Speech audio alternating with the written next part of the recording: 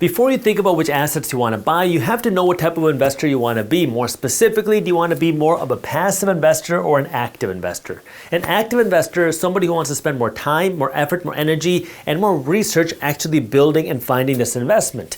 Maybe this means going and looking for rental properties. Maybe this means researching individual companies. Maybe this means looking for businesses to buy. You want to put in the actual work, the legwork to find the investment and manage your investments. A passive investment is where you don't want to have to spend the time and effort and energy keeping up with it and managing your investments. Once you find the investment, you just want to put some money in and you don't want to have to think about it. It's more of a set it and forget it type of strategy. This is for some people, and you have to know where you want to start. So if you like the idea of being a set it and forget it investor, you don't want to go and try to find the next Tesla, the next Nvidia, the next Amazon, because now you're taking on all the risk. You have to then keep up with Amazon. You have to keep up with the company, their earnings, their financials, what the CEO is doing, what innovations they're doing, because now you want to actually make sure that your company is not on the verge of bankruptcy. Because if Amazon goes bankrupt and you're invested in that one company, you lose everything. But if Amazon were to make a lot of money, well, now you also gain. So more risk, more return to be an active investor versus being a passive investor. Now the alternative is investing your money into funds. A fund is a basket of stocks. So an ETF, a mutual fund, and an index fund are three different types of baskets of stocks. This is where now instead of investing in one company, like say Amazon, you're investing in 500 companies, which includes Amazon and Apple and Nvidia and Tesla and McDonald's and Coca-Cola and on and on and on. That way now if one company goes bankrupt, you're okay because you have hundreds of other companies in there. Now, I'm not going to go over the differences between an ETF, mutual fund, and index fund in this video. I've already made a video going over that, which I'll link for you down in the description. But the whole idea here is now you don't have to worry about trying to manage the fund. There are fund managers that are doing all that work, and now you set it and forget it. You just keep automatically buying one of these funds. Now, in the real estate space, you can also be a passive investor.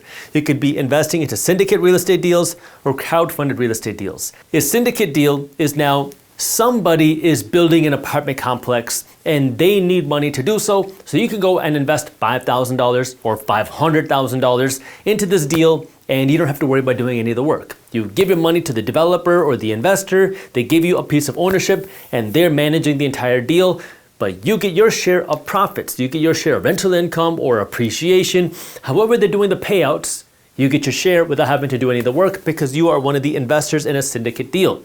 The alternative to that would be investing in crowd-funded real estate deals, which are very similar, but now you're investing into something primarily on the internet where an investor or a developer is looking to raise money from a lot of different investors and then they'll take the pool of cash and go out and invest in a real estate project and you'll get your share of appreciation, rental income, and everything in between, and you don't have to worry about unclogging toilets or dealing with tenants. The whole idea behind this type of passive investing is you're not actively managing your investments, you're investing your money, and then somebody else is doing the management, so it's more passive on your side. You can compare that to being an active investor where you are the manager of your investments. So if you want to invest in individual companies, you want to actually research those companies and manage the investments that you're making. That's how you invest in stocks. Or if you want to invest in real estate, now you are actually going out and finding the rental properties, whether it's apartment complexes, single family homes, office buildings, industrial buildings.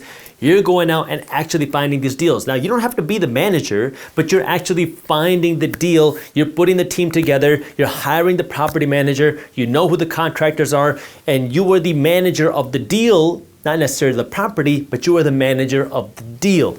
Compare that to investing in a business. There's a lot of people that are in the business of buying businesses, selling businesses, and owning the businesses. Not necessarily working in the business, but buying a business, whether it's a coin laundry or a laundromat or a vending machine business. The whole idea now is you're going out and buying the businesses, but ideally not working in the business, and that's how you're allocating your capital. You can also invest in startups, kind of like Shark Tank. There's a lot of platforms on the internet that will allow you to invest in startups, or you can even look at investing in commodities, something like silver or gold or oil. This is another way that you can invest your money as well. This takes more time, more effort, more energy, but you also have more return for more potential risk. This is less time, less effort, less energy, but less risk for less potential return. Once you understand your investing plan, the next question that you have to ask is how do you want to to get paid. By the way, for those of you that are investors or want to become investors, my team at Briefs Media publishes a free daily newsletter called Market Briefs, where we break down what's happening in things like the economy, the stock market, the housing market, crypto,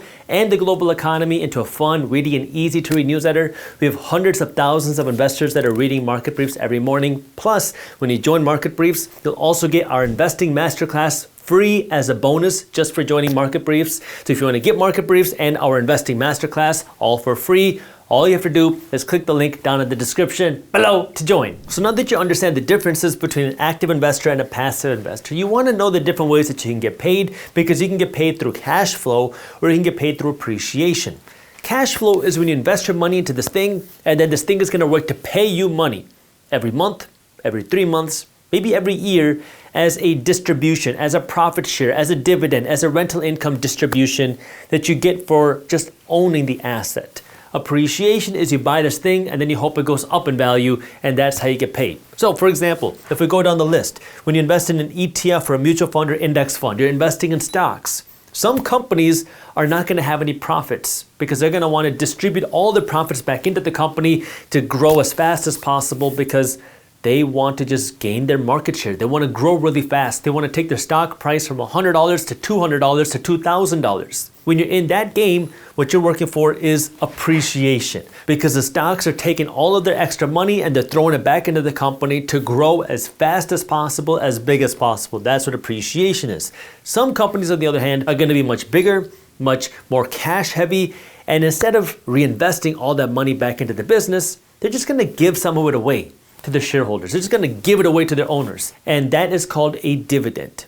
Some companies pay out dividends. These are generally the older, more mature companies that have the big profits, and they just give it away to the investors in the company. So if you own one share, one stock in a company that pays a dividend, you get payments every quarter, meaning every 3 months for doing nothing except owning that stock. And there are funds, there are ETFs, there are mutual funds, and there are index funds that specialize in dividend paying companies.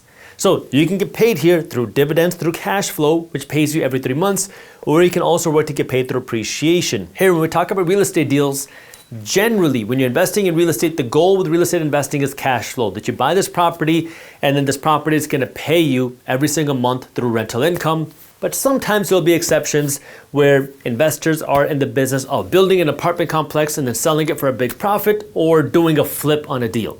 So depending on how the deal is structured, you want to know, is it primarily for cash flow or is it mainly for appreciation? On the other end, with active investing, it's the exact same thing with stocks like we just talked about. You can get paid through cash flow with dividends or appreciation if the stock goes up. With real estate, the goal is primarily cash flow. When you invest in a business, this is also going to vary. Some businesses, especially startup businesses, are going to be in the industry of just trying to grow their value. They're not going to have profits, and they're not going to want profits because they're just trying to grow their market share. They're trying to grow very fast.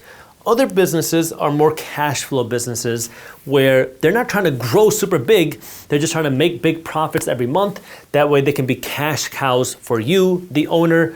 Or commodities generally don't pay cash flow. The goal is to generally own these to see appreciation, a lot of times as a hedge against inflation, because you think the value of the dollar is going to go down. Now look, I'm just a random guy on YouTube. I'm not a financial advisor. Investing has risks. You're never guaranteed to make money when you invest. In fact, you will lose money at some point, so make sure you always do your own due diligence and never blind to trust a random guy on YouTube. But for me, my goal is cash flow. The bulk of my investments, not all of them, but the majority of my investments are cash flow focused, because I love the idea of investing my money and getting paid every month, or every 3 months, or every year, because now I can see a real return on my money and I can see the cash in my pocket. And then when I get this cash in my hand, I can use this cash to pay for my expenses. I can use it to pay for my vacations. I can use it to buy me cars. I can use it to buy me whatever I want, because when I have the cash flow, that's money in my pocket, versus appreciation is money on paper that says I've made money, but I don't actually make money until I sell. If you enjoyed this clip and you want to continue your financial education journey, I have another video that I think you'll love. All you got to do is click that button